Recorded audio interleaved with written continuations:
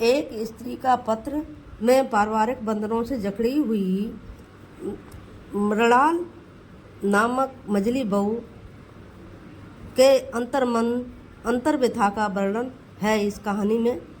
तो आगे सुने कि मृणाल शादी होकर के अपनी ससुराल आई। ससुराल के लोगों ने बहुत ही उसकी प्रशंसा की कि बहू तो बहुत सुंदर है, लेकिन बहू की परिवार की जो दिशा थी वह इसमें बता रही हूँ।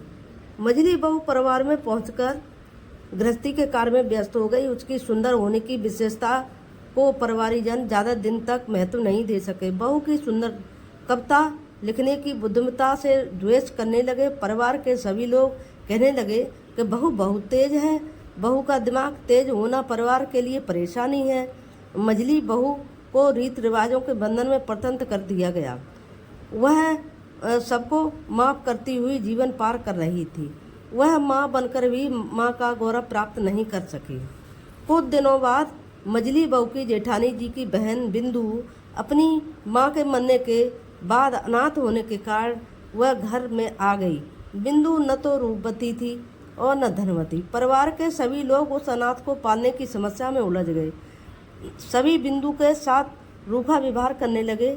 जेठानी जी बिंदु से स्नेह होने पर भी ससुराल जनियों के भय से उससे दूर रहने का प्रयास करती, परंतु मृणाली बहू से बिंदु को बहुत स्नेह किया। बिंदु ने भी अपना सारा प्यार मृणाल के ऊपर उड़ेल दिया। यह सब देखकर परिवार के सभी लोग क्रोधित हो गए। जब बिंदु को घर से निकालने के सभी प्रयास असफल हो गए, तब सबने मिलकर उसका विवाह एक पागल के साथ कर दिया। मृणाली ने अपने भाई शरद को बिंदु को बुलाने के लिए भेजा। जब उस शरद ने के द्वारा बिंदु के आग से जलकर आत्महत्या करने का समाचार मिला, तब उसका हृदय असह्य पीड़ा से भर गया।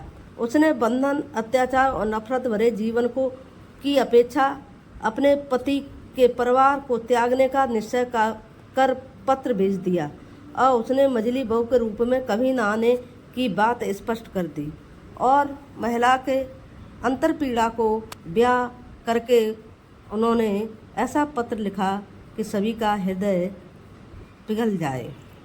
यह नारी की वेदना है। नारियों को किस किस तरीके से यातनाएं दी जाती हैं परिवार में, यह उन्होंने अपने पत्र के माध्यम से लिखा। धन्यवाद।